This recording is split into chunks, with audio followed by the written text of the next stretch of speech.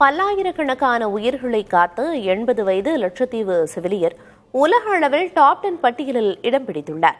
அவரை பற்றி இந்த தொகுப்பில் பார்க்கலாம்.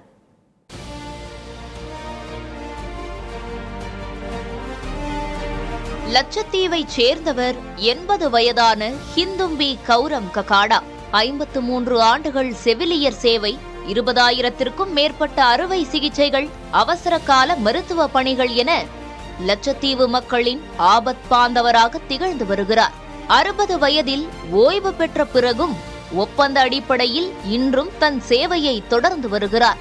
1972இல் மருத்துவ வசதிகள் இல்லாத காலத்தில் பெட்ரோமேக்ஸ் விளக்கு வெளிச்சத்திலும் நடுக்கடலில் மீன்பிடி படகுகளிலும் பிரசவம் பார்த்து உள்ளார் ஹிந்தும்பி கௌரம் ககாடா.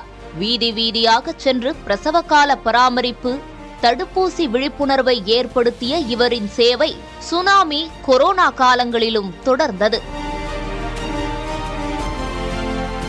காந்தியவாதியான தனது தந்தையின் வழிகாட்டுதலில் மக்கள் சேவையை தொடங்கிய இவருக்கு 2023இல் இந்திய குடியரசுத் தலைவர் புளோரன்ஸ் நைட்டிங்கேல் விருது வழங்கி கௌரவித்தார். தற்போது 214 நாடுகளிலிருந்து பரிந்துரைக்கப்பட்ட 1,34,000 செவிலியர்களில் ஆஸ்டர் கார்டியன்ஸ் உலகளாவிய செவிலியர் விருது 2026க்கான இறுதி 10 பேர் பட்டியலில் இவர் தேர்ந்தெடுக்கப்பட்டுள்ளது குறிப்பிடத்தக்கது.